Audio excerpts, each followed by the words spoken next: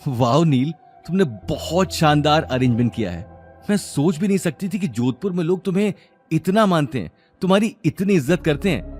हाँ बस ये तो बस कुछ भी नहीं है, ये तो बस एक छोटी सी झलक है। ये कहते हुए नील अपने सिर से पसीना साफ करने लगा। गौतम एकटक उसे देखकर मुस्कुरा रहा था। अब इसे क्या बताऊं कि इतनी सजावट और खातिरदारी की तो मैंने भी उम्मीद नहीं की थी। कहीं ये लोग मुझे कोई और तो नहीं समझ रहे। हे भगवान, बस कुछ घंटे और ये ड्रामा संभाल लेना, मेरी रिया के सामने इज्जत रह जाएगी। ये बात कहते हुए नील अगले ही पल हॉल के बीचों बीच रखी टेबल पर बैठ गया।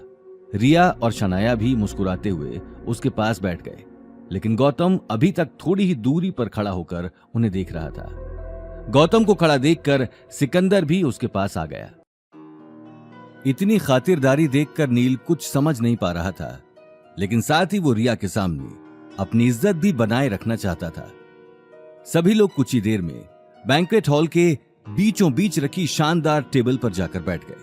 उनके बैठते ही होटल के वेटर उनके आसपास लाइन लगाकर खड़े हो गए। देखते ही देखते वेटर्स ने तरह तरह के लजीज डिशेस लगाना शुरू कर दिया।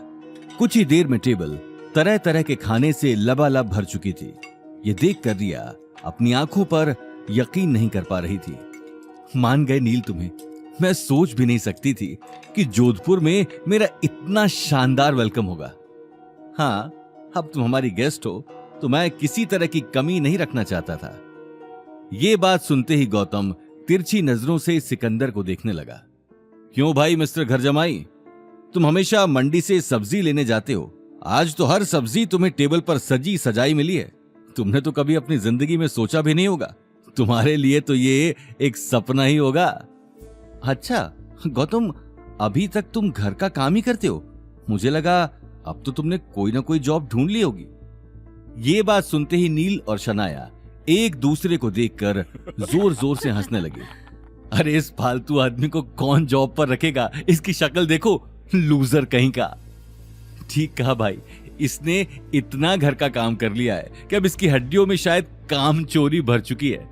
जब घर पर बैठे बैठे अवनी से खिला रही है तो इसे काम करने की क्या जरूरत है।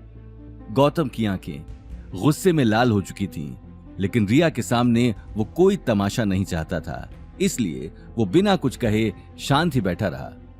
वहीं देखते ही देखते नील ने अपनी झूठी शान दिखाने के लिए वेटर से महंगी महंगी वाइन मंगवाना शुरू कर दिया। टेबल पर अब एक से बढ़कर एक महंगी वाइन का ढेर लग चुका था। नील ने आओ देखा न ताओ और वाइन पीना शुरू कर दिया। शनाया और रिया ने भी वाइन के घूंट भरने शुरू कर दिए थे। वहीं गौतम का गिलास अब तक खाली था और नील उसे नीचा दिखाने का कोई मौका नहीं छोड़ना चाहता था। ये घर जमाई उस दिन बहुत बोल रहा था, मेरे साथ इसने दादी साकी भी बेइज्जती की थी। आज मैं इसे छोड़ने वाला नहीं।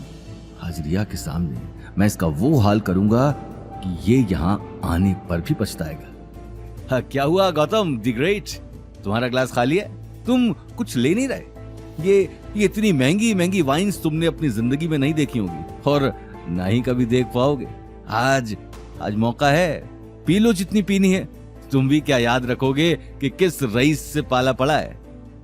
ये बात कहते हुए नील ने एक ग्लास भरकर गौतम के सामने रख दिया। हालांकि नील अब नशे में धुत भी हो चुका था। नहीं थैंक यू सो मच, लेकिन मैं ठीक हूं। क्या ठीक है भाई, जब कह रहे हैं तो पी क्यों नहीं लेते? वैसे भी आज तक हमारे परिवार के काम नहीं आए, और जब इतनी महंगी वाइन मिल रही है तो साहबजादे नखरे दिखा रहे हैं। ये बात सुनते ही रिया वाइन का घूंट भरकर गौतम को देखने लगी। अच्छा नील, तुम्हारी तो इतनी पहचान है, इतने बड़े बड़े लोग तुम्हें जानते हैं, तुम गौतम की कहीं जॉब क्यों नहीं लगवा देते? और कहीं नहीं तो इस होटल में सही, इस होटल में वेटर की नौकरी तो मिल ही जाएगी। हाँ क्यों नहीं, वैसे तो इस आदमी को कोई जॉब पर ना रखे, लेकिन सिर्फ मेरे कहने पर इस घर जमाई को इस होटल में जॉब मिल सकती है। लेकिन उससे पहले मेरी बस एक छोटी सी शर्त है कि इस आदमी को आज वाइन की एक बोतल खत्म करनी पड़ेगी। वाह, वेटर्स साहब के लिए और वाइन लेकर आओ। आज सर हमारे सामने दिल खोलकर पिएंगे, क्योंकि आज इनकी नौकरी का सवाल है। Yes sir. आगे की कहानी जानने के लिए देखिए अगला एपिसोड सिर्फ पॉकेट एफएम के यूट्यूब चैनल पर और रॉयल वारिस के सारे एपिसोड्स को सुनने के लिए डिस्क्रिप्शन में दी लिंक से डाउनलोड करें पॉकेट एफएम ऐप।